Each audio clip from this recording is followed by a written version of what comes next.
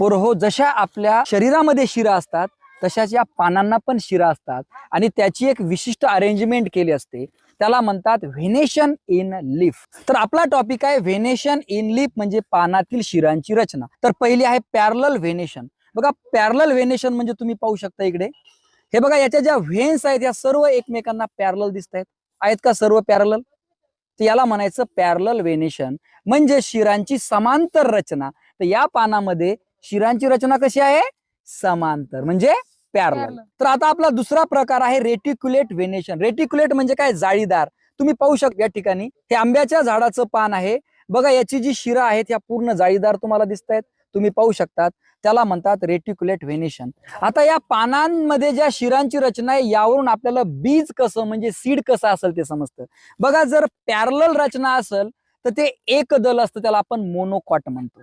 आणि पान जर किंवा रेटिक्युलेट त्याच्या ज्या व्हेन्स असतील तर तर आपलं बीज कसं असतं? डायकॉट म्हणजे द्विदल, म्हणजे त्याचे दोन सारखे भाग होतात. तर अशा पद्धतीनं आपण पाहिलं की पानांमध्ये शिरांची रचना कशी असती. व्हिडिओ आवडला असेल तर सर्वांना शेअर करा. जय हिंद, जय महाराष्ट्र.